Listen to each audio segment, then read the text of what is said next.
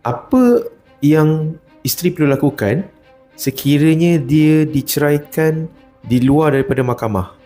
Okey, perkara pertama sekali adalah bila lafaz di luar mahkamah, perkara pertama adalah perlu buat pengesahan dulu sama ada lafaz tersebut sah ataupun tidak. So, mahkamah akan tengoklah bila sama ada rukun tersebut dah melengkapi, so talak tersebut dah jatuh. So, maknanya isteri dapat hak-hak yang sepatutnya yang mahkamah dan juga syariat telah tetapkan, hak-hak selepas perceraian berlaku seperti mana nafkah iddah, mut'ah, harta pencarian dan lain-lain lagi lah. Okey, adakah isteri perlu melaporkan ke mahkamah syariah sebab lafaz telah dibuat di luar daripada mahkamah? Okey, kadang-kadang kan kebanyakannya orang awam ni dia tak faham. Kita ada dua agensi iaitu pejabat agama dan juga mahkamah.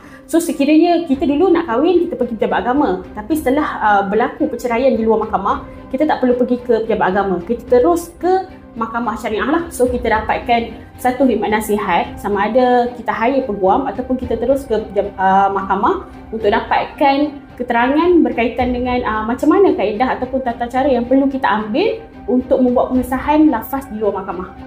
Macam mana kita nak tuntut hak-hak selepas perceraian berlaku?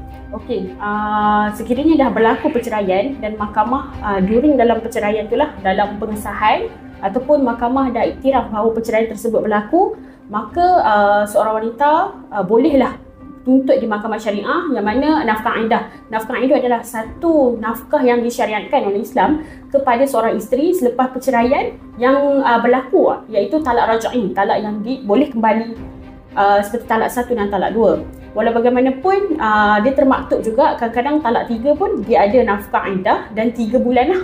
Dia bergantung kepada kemampuan suami tersebut dan kebiasaan ataupun kelaziman pihak-pihak hidup secara suami isteri dululah. Maksudnya kalau bulanan dia memperuntukkan 3,000, maknanya 3,000 selama 3 bulan.